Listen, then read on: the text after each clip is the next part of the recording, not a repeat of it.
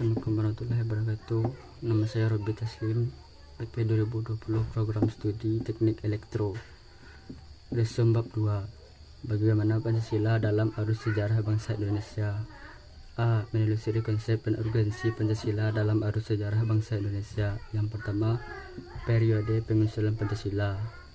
Jauh sebelum periode pengusulan Pancasila, cikal bakal munculnya ideologi bangsa itu diawali dengan lahirnya rasa nasionalisme yang menjadi pembuka ke pintu gerbang kemerdekaan bangsa Indonesia. Ahli sejarah Sorto Kortodirjo sebagaimana yang dikutip oleh Mokhtar Pabotinggi dalam artikelnya yang berjudul Pancasila sebagai modul rasionalitas politik, mengenai bahwa benih nasionalisme sudah mulai tertanam kuat dalam gerakan perhimpunan Indonesia yang sangat mencekankan solidaritas dan kesatuan bangsa.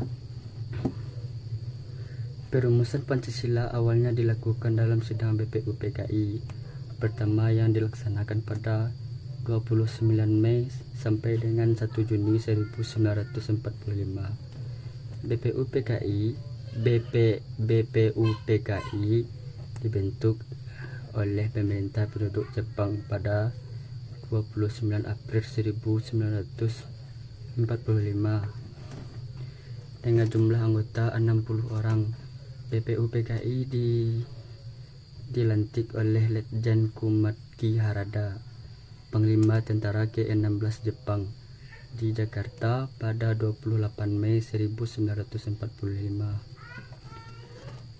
Pengusul calon dasar negara dalam sidang BPUPKI adalah Insinyur Soekarno yang berpidato pada 1 Juni 1945.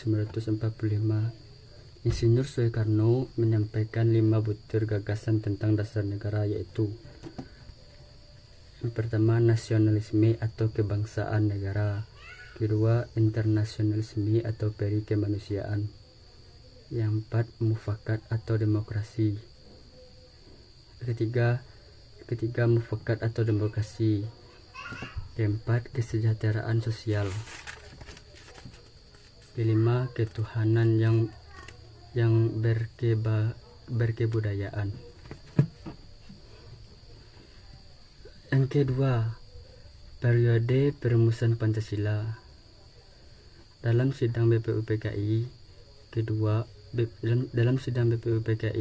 pada 10 sampai 16 Juli 1945 adalah disetujui naskah awal pembukaan hukum dasar yang kemudian dikenal dengan nama Piagam Jakarta.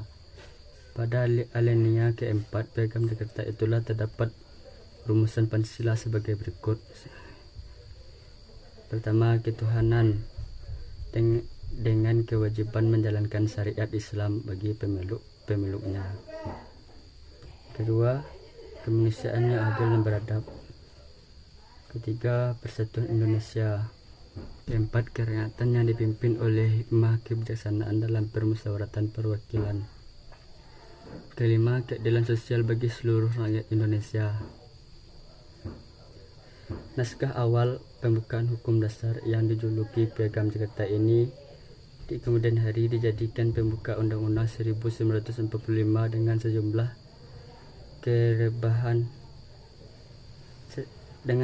perubahan di sana sini. Ketika para pemimpin Indonesia sedang sibuk mempersiapkan kemerdekaan, menurut Soekarno, Jepang secara tiba-tiba terjadi perubahan peta politik dunia karena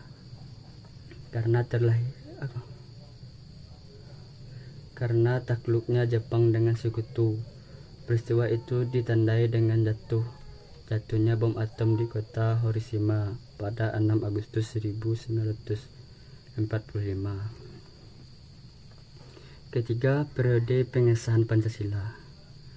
Pada 12 Agustus 1945, Soekarno, Hatta, dan Regimen Widyodiningrat dipanggil oleh pengusaha militer Jepang di Asia Selatan. ke Saigon untuk membahas tentang Hari Kemerdekaan Indonesia sebagai yang pernah dijanjikan. Namun di luar dugaan ternyata pada 14 Agustus 1945 Jepang menyerah kepada Sekutu tanpa syarat. Pada 15 Agustus 1945 Soekarno-Hatta dan Rajiman kembali ke Indonesia. Perubahan situasi yang cepat itu menimbulkan kesalahpahaman antara kelompok pemuda dengan Soekarno dan kawan-kawan sehingga terjadilah penculikan Soekarno dan Hatta ke Rengas Dengklok. Tindakan pemuda itu berdasarkan keputusan rapat yang diadakan pada pukul 24.00 waktu Indonesia bagian Barat.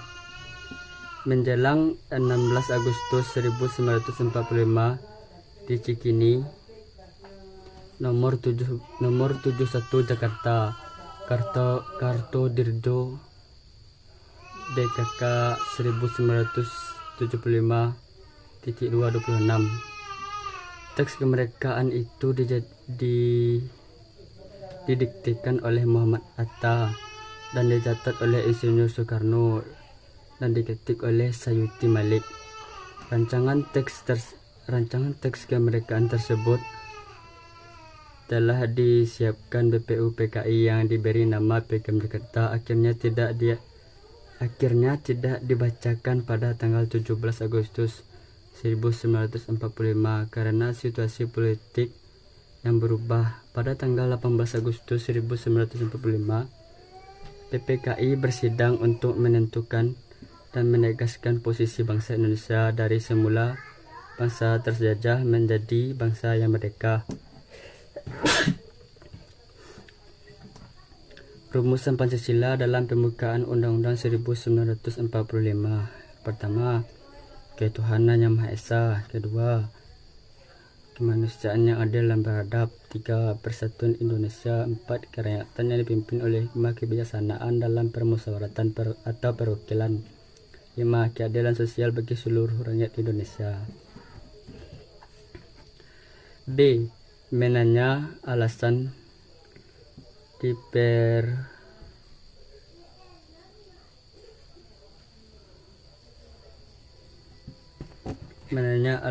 diperlukannya Pancasila dalam kajian sejarah bangsa Indonesia. Pertama, Pancasila sebagai identitas bangsa Indonesia. Budaya dapat membentuk identitas suatu bangsa melalui proses inkulturasi dan akulturasi. Apabila definisi kebudayaan ini ditarik ke dalam kehidupan berbangsa dan bernegara, maka negara Indonesia memerlukan suatu rancangan masa di depan bagi bangsa agar masyarakat dapat menguasai diri dengan situasi dan lingkungan baru, yakni kehidupan berbangsa yang mengatasi kepentingan individu dan kelompok atau kelompok. Kedua, Pancasila sebagai kepribadian bangsa Indonesia. Sikap mental, tingkah laku, dan perbuatan bangsa Indonesia mempunyai ciri khas, artinya dapat dibedakan dengan bangsa lain. Kepribadian itu mengaca pada sesuatu yang unik dan khas tertera. Tidak ada pribadi yang benar-benar sama. Setiap pribadi mencerminkan keadaan atau hal sendiri, demikian halnya dengan ideologi bangsa. Ketiga, bangsa sebagai pandangan hidup. Pancasila dikatakan sebagai pandangan hidup bangsa, artinya nilai-nilai ketuhanan, kemanusiaan, persatuan, kerakyatan, dan keadilan diyakini kebenarannya, kebaikannya, keindahannya, dan kegunaannya oleh bangsa Indonesia. Sebagai pedoman kehidupan bermasyarakat dan berbangsa, menimbulkan tekad kuat untuk mengamalkannya dalam kehidupan nyata. 4. Pancasila sebagai jika bangsa. bahwa setiap bangsa mempunyai Pancasila sebagai jiwa bangsa, bahwa setiap bangsa mempunyai jiwanya masing-masing yang dinamakan Volksgeist atau jiwa rakyat atau jiwa bangsa. 5. Pancasila sebagai perjanjian luhur, artinya nilai-nilai Pancasila sebagai jiwa bangsa dan kepribadian bangsa disepakati oleh para pendiri negara atau political consensus sebagai dasar negara Indonesia. C. Mengenal sumber historis, sosiologis, politis tentang Pancasila dalam kajian sejarah bangsa Indonesia. Pertama, sumber historis Pancasila. Nilai-nilai tersebut sudah ada dalam adat istiadat kebudayaan dan agama yang berkembang dalam kehidupan bangsa Indonesia sejak zaman kerajaan dahulu. 2. Sumber sosiologis Pancasila. Sumber sosiologis telah ada dalam masyarakat Indonesia sejak zaman dulu hingga sekarang. Salah satunya adalah gotong royong. 3. Sumber politis Pancasila. Nilai-nilai dasar yang terkandung dalam Pancasila bersumber dan digali dari lokal wisdom budaya dan pengalaman bangsa Indonesia, termasuk pengalaman berhubungan dengan bangsa-bangsa lain. D. Membangun argumen tentang dinamika dan tantangan Pancasila dalam kajian sejarah bangsa Indonesia. 1. Argumen tentang dinamika. Pada masa pemerintahan Presiden Soekarno, terutama pada 1960-an, Naskom lebih populer daripada Pancasila.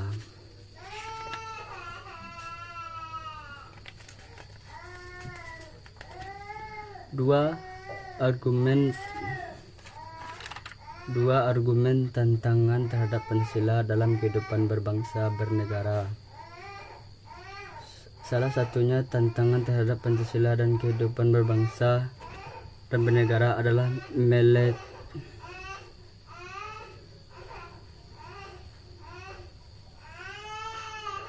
meletakkan nilai-nilai Pancasila tidak dalam posisi sebenarnya, sehingga nilai Pancasila menyimpang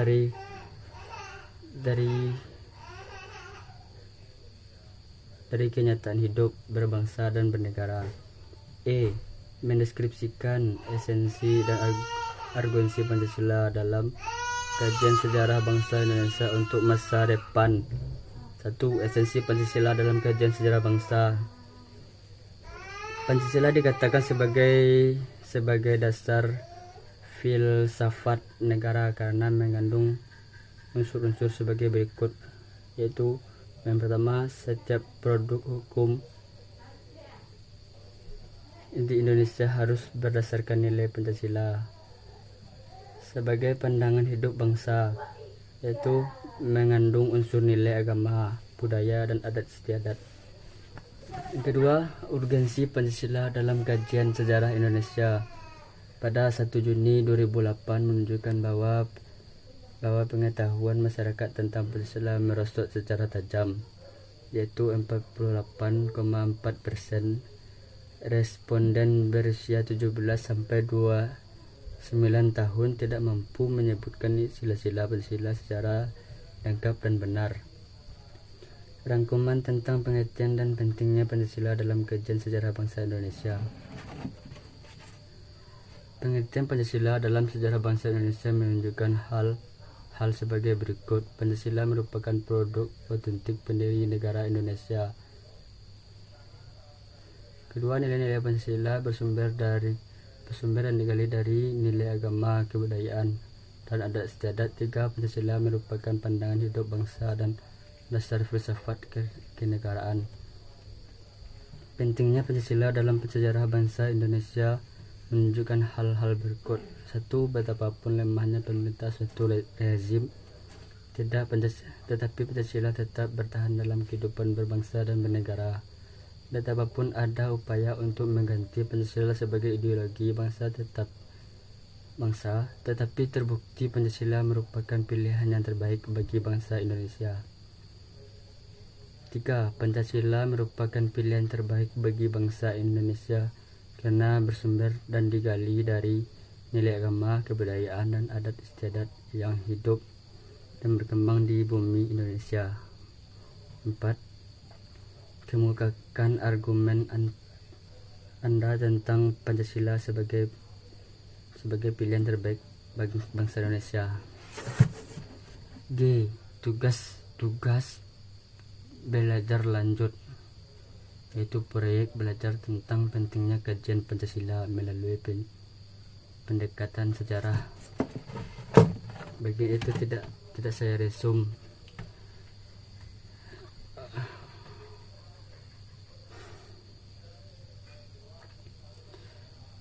Sekian dari saya. Mohon maaf kalau ada kekurangan atau kesalahan kata. Sekian dari saya. Terima kasih. Assalamualaikum warahmatullahi wabarakatuh.